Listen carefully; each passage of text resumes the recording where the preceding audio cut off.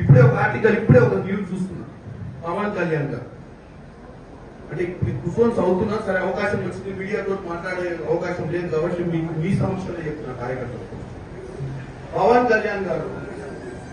కళ్యాణ్ గారు Congress party Pakistan support చేస్తే పాకిస్తాన్ పోమని చెప్పేటువంటి డైలాగ్ ఉంటుంది.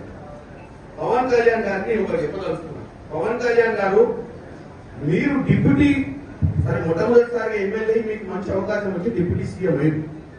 ఇది సినిమా కాదు, స్క్రిప్ట్ రాసిస్తే చదువుకోని.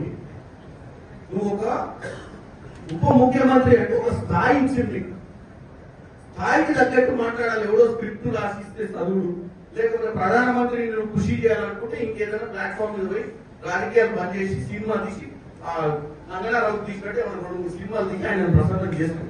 అంతే తప్ప నీకు ఒక అధికారమైన బాధ్యతలు ఇచ్చి ప్రజా సమస్యల మీద పోరాటం చేయాల్సినవి బాధ్యత లేకుండా కాంగ్రెస్ పార్టీ పాకిస్తాన్ సపోర్ట్ చేసుకుని ఒక ప్రచారం చేసే ప్రయత్నం చేస్తాం. కాంగ్రెస్ పార్టీ సెక్యులర్ గా ఈ దేశాన్ని కాపాడాలనుకుంటుంది. పాకిస్తాన్ ఇక్కడ ఉన్నటువంటి కుల మతాలకు అతీతంగా కాంగ్రెస్ పార్టీ అందరినీ ఒక పట్టున బతికేయాలనుకుంటుంది. పవన్ కళ్యాణ్ గారు, మీ నాయకుడు ఎవరైతే ప్రసన్నం చేస్తున్నారో నరేంద్ర మోడీ లెక్క కుల మతాల మధ్యన చిచ్చు పెట్టే ప్రయత్నం చేస్తలేదు. నీకు వాస్తవంగా నిలదీసే నరేంద్ర మోడీ ఎన్ని రోజులైంది? నలుగురు వచ్చి ముష్కరులు కాల్చిపోతే నలుగురిని పట్టుకునే దమ్ము ధైర్యం లేక పిట్టగదా ఎప్పుడో తిరుగుతుంది. ఏం ఇంటెలిజెన్స్ నడుస్తుంది దేశంలో?